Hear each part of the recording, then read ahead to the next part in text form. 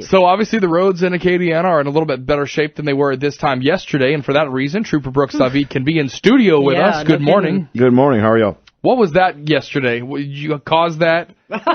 Did you tell someone in your life, like, gosh, work's been really slow lately, and then that happened? I think Paul Mouton wanted to wake up early. So crazy. Yesterday, I think 3 different incidents on I-10. Then you had a few by the mall in Ambassador. Right. I think there were a couple on University, right? Kind of around UL. There were a couple and things then over there. there was Willow at Ambassador. Yeah, that was another one. Was a mess. So today we look like we're in better shape. Yesterday it just seemed to keep on piling on. I was telling my wife it was sort of like a bad weather day. You know, when you have fog or you have rain and one happens after the other. But it was perfectly clear. It was perfectly fine. Anything that happened out of the ordinary you just want to make people aware of with yesterday? Obviously, it was the dump truck. I mean, I don't know. It shows you on a clear day things can happen if you're not paying attention and you're driving distracted. And we find that in most of our crashes that we respond to, we can trace it back to some kind of distraction inside of that vehicle. You know, so on clear days it could be just as bad as rainy days or foggy days. So we just always ask people to pay attention to what's going on inside the vehicle, and also, you know, scanning outside the vehicle to, you know, I say at least 20 seconds up the road to see what's going on. That way, you know, if something, you're going to have to apply your brakes before that vehicle in front of you slams his. So you're not involved in a car crash. Now, the House Transportation Committee is going to be hearing 2 different things today. One is an actual penalty about distracted driving that deals with social media. And they're talking about making the fine go from $175 to $500. You know, as you said, this distracted driving, if it's social media or whatever it is, but you see people still doing this all the time. Yeah, they're doing something with distracted driving and seatbelts, and our fatality rate in the Acadiana area is high, and especially when it comes to no seatbelts. We can always, I say always, most of the time, like I said, we can trace it back to some type of distraction that was going on, but also with a person not wearing a seatbelt being ejected out of that vehicle, or just the laws of physics whenever your body's thrust upon that dashboard or what have you. So, you know, we try to educate people as much as we can, whether it's on media or through the school system and what have you. But hopefully they'll pass this so people will start wearing their seatbelts. But it really starts at home, you know, with parents and whoever your guardians tell you to put that seatbelt on and just drive it into your skull. And it becomes muscle memory. It's the first thing I do before I even start my car, and my children too. So we think education's the key, and we just keep pushing and pushing, you know, to try to get our compliance rate up. Now, who gets in trouble? I mean, like if I'm driving and there's 4 people in my car and like everybody's unbuckled, I'm assuming I'm going to get a ticket because I'm in there and I'm unbuckled. But let's say you are driving and you're buckled up. I mean, can a policeman give someone a citation for not having their seatbelt on? Well, police are allowed to give citations from anybody from 13 years old on up when it comes to seatbelt. So at 13, you're responsible for wearing that seatbelt. Okay. And we understand that children pull it off sometimes, but as a parent or the driver of that vehicle, you need to be responsible enough to make sure you do not put that vehicle in drive until everybody's buckled up. And, you know, we understand peer pressures out there and everything else.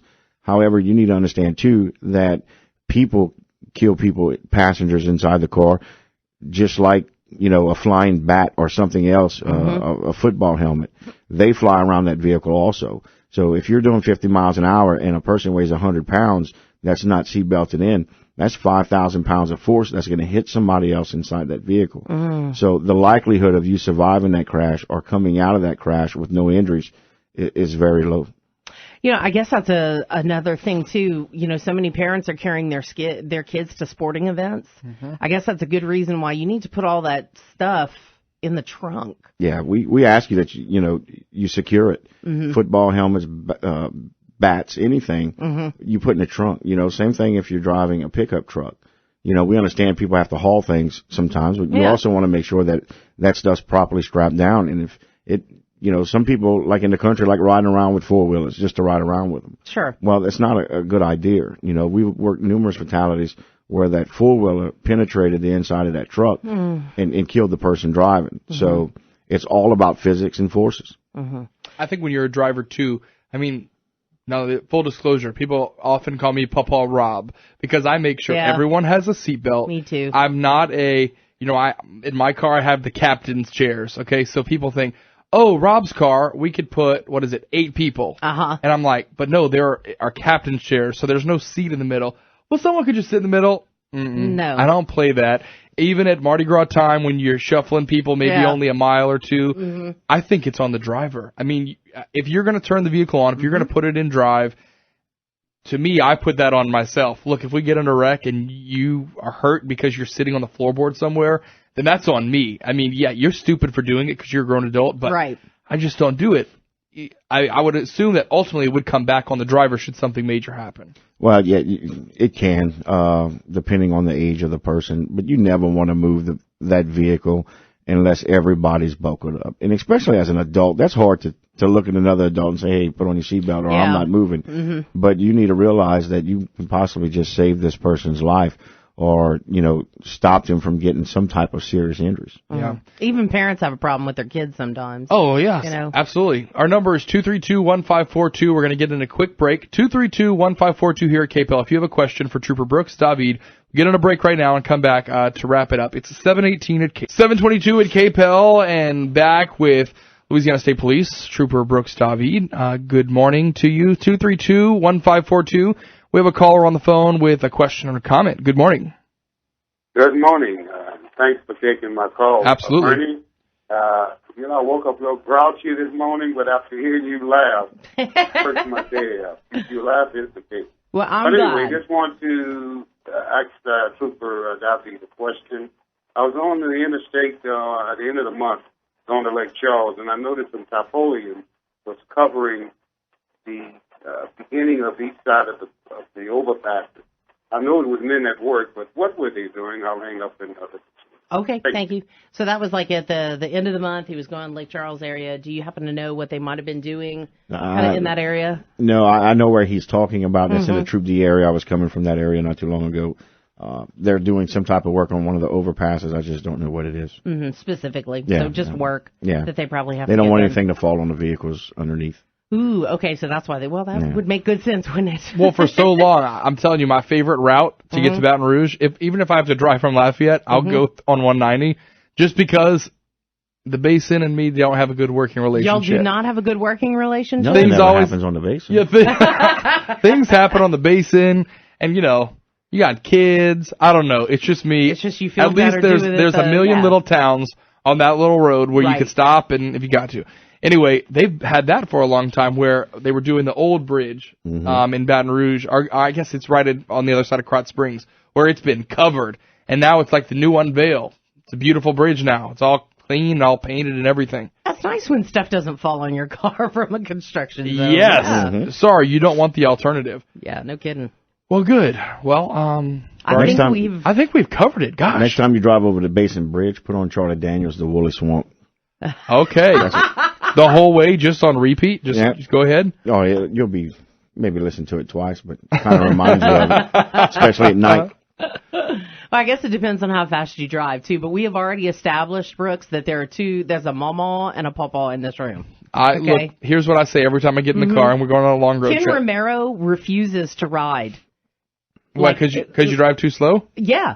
See, here's what I say. I would rather get there in the time that I'm supposed to get there than risk being pulled over for 20 minutes and that pulls you behind. So just keep everyone safe, drive, and it's okay. You just accept it. I'm with you, man. There are people that call me One Drink Rob, and there are people that call me Papa Rob, and I'm not mad about it. It's all right. Yeah, you're okay with it. I am too. I feel you. You get home safe, though. Yeah, that's the truth about that. Trooper Brooks David, every Tuesday morning. If you ever have a question or a comment, news at KPEL965.com or hit us up on our Facebook page. Search KPEL News on Facebook. We'll see you right back here next week. Yeah. Appreciate you coming in. You don't have like a nickname, huh, before we let you go? So we heard his, Papa Rob, One Drink Rob. You have any kind of nickname? Oh, I'm sure a few people call me a few things. He's not sharing. I don't know what it is. I didn't think you would take the bait on that one, but I was like, I'll just throw it out there and see what happens. You put that out there. Yeah. When he's wearing the uniform, always right on straight edge. Right Yes. on point to the issue. And because we know what he's doing, he represents the superintendent. I mean, he represents everything. All the troopers, former really. troopers and future troopers. That's right. We learn a few things around here. And Marines. 726. That's a lot of pressure, bro. Not Navy, just Marines. Just Marines. That was cold. That was funny, but it was cold. Bernie's got news, weather, and traffic coming up at 727.